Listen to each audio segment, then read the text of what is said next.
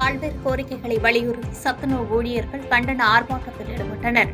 ராணிப்பேட்டை மாவட்டம் முத்துப்பள்ளி பேருந்து நிலையத்தில் தமிழ்நாடு சத்துணவு ஊழியர்கள் சங்கத்தின் சார்பாக மாவட்ட தலைவர் செல்வம் தலைமையில் தமிழக முதலமைச்சர் தேர்தல் கால வாக்குறுதியில் கூறப்பட்டுள்ள காலமுறை ஊதியத்தை உடனே நிறைவேற்ற வேண்டும், புதிதாக கொண்டு வந்துள்ள அரசாணை எண் 95 ரத்து செய்து பழைய முறையினை நடைமுறைப்படுத்த வேண்டும், ஓய்வூதியம் 9 ரூபாய் வழங்க நடவடிக்கை எடுக்க வேண்டும் என்பன உள்ளிட்ட பல்வேறு கோரிக்கைகளை வலியுறுத்தி சத்துணவு ஊழியர்கள் தமிழக அரசுக்கு எதிராக கண்டன முழக்கங்களை வெளிப்படுத்தினர்.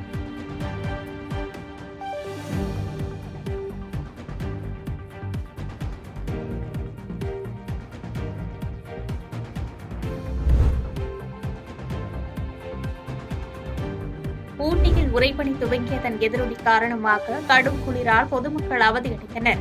நீலகிரி மாவட்டம் ஊட்டியில் தாவரவியல் பூங்கா உள்ளிட்ட பல பகுதிகளில் உறைபனி படர்ந்து காணப்பட்டது. இதேபோன்று ரேஸ்கோர்ஸ் மைதானம், காந்தல் கால்பந்து மைதானத்திலும் உறைபனி படர்ந்திருந்தது. மேலும் சாலையோரம் மற்றும் வீட்டின் வெளியே நிறுத்தப்பட்டிருந்த கார், மோட்டார் சைக்கிள், வேன் உள்ளிட்ட வாகனங்களின் மீது உறைபனி காணப்பட்டது. அதிகாலையில் உறைபனியுடன் கடும் குளிரும் நிலவியது. குளிரிலிருந்து தப்பிக்க மக்கள் மற்றும் வாகன ஓட்டிகள் வீடுகள் மற்றும் ஆங்காங்கே நெருப்பு மூட்டி குளிர் காய்த்தனர். தேயிலை தோட்ட தொழிலாளர்கள் ஸ்வெட்டர் அணிந்தபடி தோட்டங்களில் தங்கள் பணியில் ஈடுபட்டனர்.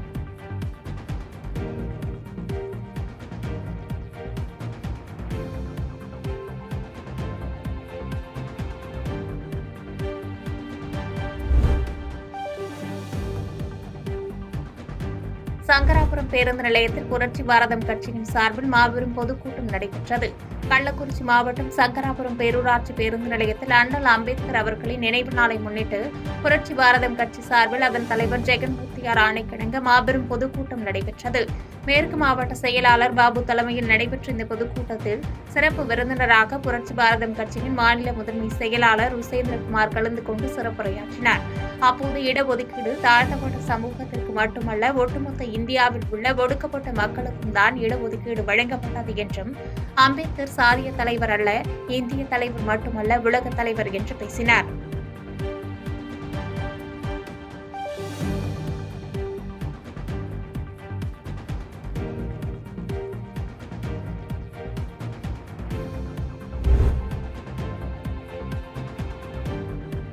நாகை மாவட்டத்தில் நாளொன்றுக்கு 17,000 வாசகர்கள் நூலகங்களில் படித்து பயனடைந்து வருவதாக மாவட்ட ஆட்சித்தலைவர் தகவல் தெரிவித்துள்ளார். கன்னியாகுமரி திருவள்ளுவர் சிலை நிறுவப்பட்டு 25 ஆண்டுகள் நிறைவு பெற்றதை அடுத்து வெள்ளி விழா தமிழக அரசு சார்பாக கொண்டாடப்பட்டு வருகிறது.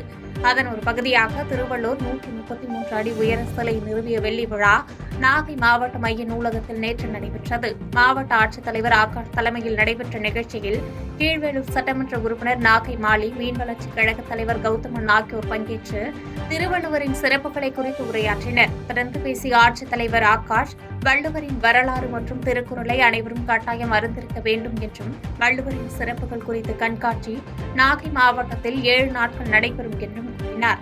மேலும் நாகை மாவட்ட நூலகம் மட்டுமின்றி மாவட்டம் முழுவதும் 40 கிளை நூலகங்கள் அமைந்துள்ளது என்று தெரிவித்த ஆட்சியர், நூலகங்களில் இருக்கும் பல்லாயிரக்கணக்கான புத்தகங்களை நாள் ஒன்றுக்கு 17,000 வாசகர்கள் படித்து நமது மாவட்டத்தில் பயனடைகின்றனர் என்று கூறினார்.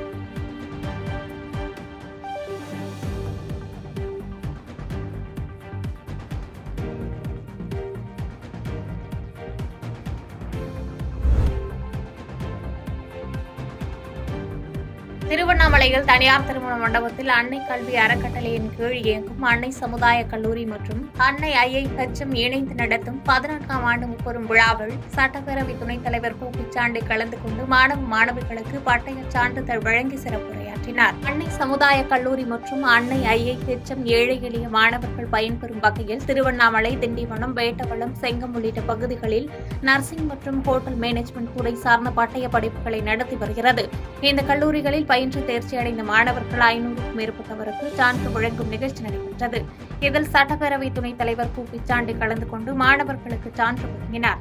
அதனைத் தொடர்ந்து மாணவர்கள் தங்களது பெற்றோருக்கு பாத பூஜை செய்யும் நிகழ்ச்சியும் கல்வி சேவைக்கான விருதும் வழங்கப்பட்டது.